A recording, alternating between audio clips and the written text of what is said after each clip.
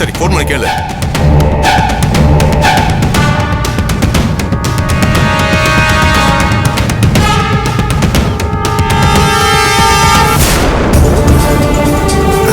Sir இங்க இருக்கா sir? என்ன இப்படி இருக்காரு? என்னாச்சு உனக்கு?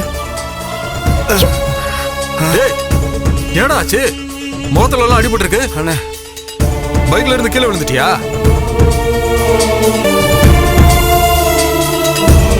அண்ணா நீங்க தான் இவர்கிட்ட இருந்து போன் வாங்குனீங்களா? ஆமா மேடம், நான் தான் வாங்கினேன். டேய் நான் சொன்னேன்ல இவங்க தான்டா அது. போனை கொடுத்துரு, காசு கொடுத்துருவாங்க. தம்பி போனை கொடுத்துருப்பா, உனக்கு எவ்வளவு வேணாலும் காசு தரேன். அண்ணா ப்ளீஸ் அந்த போனை கொடுத்துருங்க. டேய் போனை கொடுத்துடுறா. இவ்வளவு நேரம் அந்த போன் என்கிட்ட தான் மேடம் இருந்துச்சு. ஆனா கொஞ்ச நேரத்துக்கு முன்னாடி என்னை அடிச்சு மிரட்டி செல்போனை புடுங்கிட்டு போயிட்டாங்க.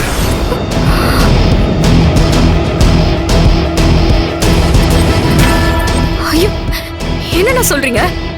அடிச்சு போட்டு போனை வாங்கிட்டு போயிட்டாங்களா? செல்வி இவ ஏதோ பொய் சொல்ற மாதிரி இருக்கு.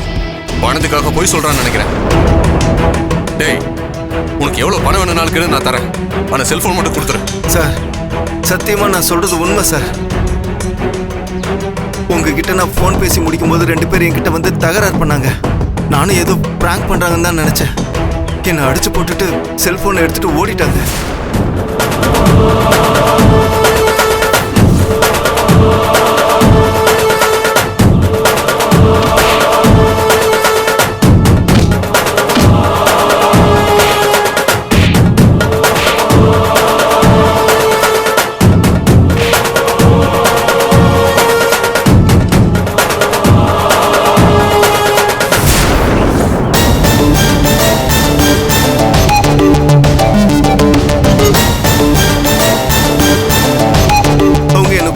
மிரட்டினாங்க மேடம். உயிருக்கு பயந்து தான் நானும் செல்போனை கொடுத்துட்டேன். என்னடா சொல்ற? உன்னை அடிச்சு போட்டுட்டு போனை புடிங்கிட்டு போயிட்டாங்களா? வழிப்பறியா அப்போ? அது நிச்சயம் வழிப்பறி இல்ல. என்ன செல்வி இது? நாம தேடி வந்த போனை எப்படி யாருன்னே தெரியாத 2 பேரு புடுங்கிட்டு போவாங்க? எனக்கு ஒண்ணுமே புரியல. ஆனா சம்திங் ராங். ஏதோ ஒண்ணு தப்பா இருக்கு. ஆமாமா இது தற்செயலா நடந்த மாதிரி தெரியல. யாரோ நம்மளை ஃபாலோ பண்ணி வந்து நமக்கு கிடைக்க வேண்டிய எவிடன்ஸை கரெக்டா எடுத்துட்டு போயிருக்காங்க. ஆமாப்பா நிச்சயம் இது ஹாஸ்பிடல்ல இருக்கிற கணேஷோட வேலையா தான் இருக்கும். செல்வி நீ புத்திசாலிதான். நாங்க ஃபாலோ பண்றோம்னு உனக்கு புரியுது பத்தியா? சார் நல்ல வேலை சார். நீங்க புத்திசாலித்தனமா பண்ணதுனால தான் செல்வியோட பிளான் தெரிஞ்சு நந்தினியோட செல்போன் அவ கைக்கு கிடைக்காம போச்சு. யோ தப்பு பண்ண அதை சரி பண்ற அளவுக்கு மூளை இருக்கணும். அப்பதான் தப்பிக்க முடியும். இவ்வளவு தூரம் தேடி வந்தும் எல்லாம் வீணா போச்சு. இப்ப என்னமா பண்றது? நம்ம செல்போனை தேடி வரோங்கிறது யாருக்கோ தெரிஞ்சிருக்கு. அதனாலதான் நமக்கு முன்னாடியே வந்து அவங்க அந்த செல்போனை புடிங்கிட்டு போயிருக்காங்க. இதுக்கு பின்னாடி நிச்சயமா ஏதோ ஒரு சதி இருக்கு. அதை நம்ம கூடிய சீக்கிரம் கண்டுபிடிக்கணும். நிச்சயமா செல்வி, நடக்கிற எல்லாத்துக்குமே நீதிமன்றத்துல எதிராளிங்க பதில் சொல்லியே ஆகணும்.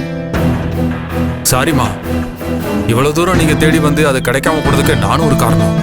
குப்பை எடுக்கும்போது கிடைச்சது, அதை வித்தா காசு கிடைக்குமேனு ஆசையில பண்ணிட்டேன். இனிமேல் இந்த தப்பா பண்ண மாட்டோமா? என்ன மன்னிச்சிருங்க.